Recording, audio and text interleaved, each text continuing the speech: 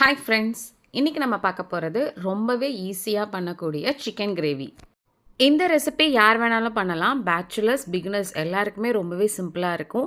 எந்த மசாலாவும் அரைக்க வேண்டிய அவசியம் இல்லை. ரொம்பவே சிம்பிளான இந்த ரெசிபி எப்படி பண்ணலான்னு பார்க்கலாம். ஒரு கடாய் எடுத்துக்கோங்க. அதில் நல்லெண்ணெய் 2 டீஸ்பூன் விட்டுக்கோங்க.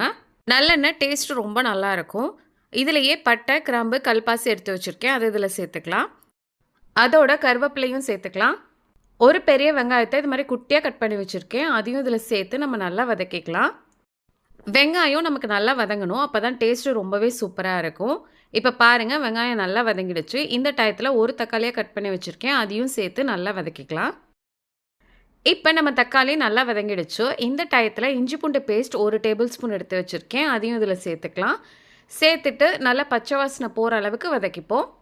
இதில் இப்போ நம்ம தூள்லாம் சேர்த்துக்கலாம். மஞ்சத்தூள் 1/2 டீஸ்பூன், சீரகத்தூள் 1 teaspoon, chicken masala 1 table spoon எடுத்து வச்சுருக்கேன். அதையும் இதில் சேர்த்துக்கலாம். மிளகாய்த்தூள் 1/2 டீஸ்பூன் எடுத்து வச்சுருக்கேன். அதை இதில் சேர்த்துப்போம். உங்களுக்கு காரம் அதிகமாக வேணும்னா இன்னும் கொஞ்சம் சேர்த்துக்கோங்க. அடுப்பை மீடியம் ஃப்ளேமில் வச்சுட்டு நல்லா ஃப்ரை பண்ணிக்கலாம். தயிர் ஒரு 2 டீஸ்பூன் அளவுக்கு எடுத்து வச்சுருக்கேன். அதையும் இதில் சேர்த்துக்கலாம். சேர்த்துட்டு நல்லா வதக்கிக்கலாம். கலருக்காக Kashmiri red chilli powder 1 teaspoon சேர்த்துக்கிறேன். அதையும் சேர்த்து நல்லா வதக்கிப்போம். ஒரு 400 கிராம் சிக்கனை நல்லா க்ளீன் பண்ணி எடுத்து வச்சுருக்கேன். அதையும் இதில் சேர்த்துட்டு நல்லா வதக்கிக்கலாம். அடுப்பை மீடியம் ஃப்ளேமில் வச்சுட்டு ஒரு 5 நிமிஷம் வரைக்கும் சிக்கனை நல்லா வதக்கி எடுத்துக்கலாம். இப்போ இந்த சிக்கனுக்கு தேவையான அளவு உப்பு சேர்த்துக்கலாம். நான் 1/2 டீஸ்பூன் சேர்த்துருக்கேன்.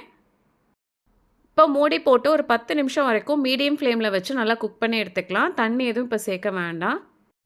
சிக்கன் நல்லாவே தண்ணி விடும். இப்போ ஒரு 10 நிமிஷம் ஆயிடுச்சு. ஓப்பன் பண்ணி பார்க்கலாம்.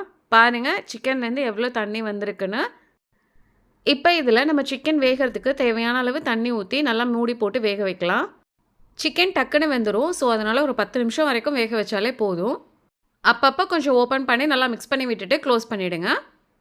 இப்போ பாருங்கள், நம்ம சிக்கன் எவ்வளோ சூப்பராக வெந்து வந்துடுச்சுன்னு. அப்படியே எண்ணெயெல்லாம் பிரிஞ்சு செம்ம சூப்பராக இருக்குது.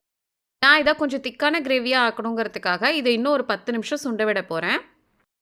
10 நிமிஷம் கழித்து இது மாதிரி சுண்ட விட்டோன்னா நமக்கு எண்ணெயெல்லாம் பிரிஞ்சு வரும். அப்படி பிரிஞ்சு வந்தாலே நம்ம சிக்கன் ரெடின்னு அர்த்தம்.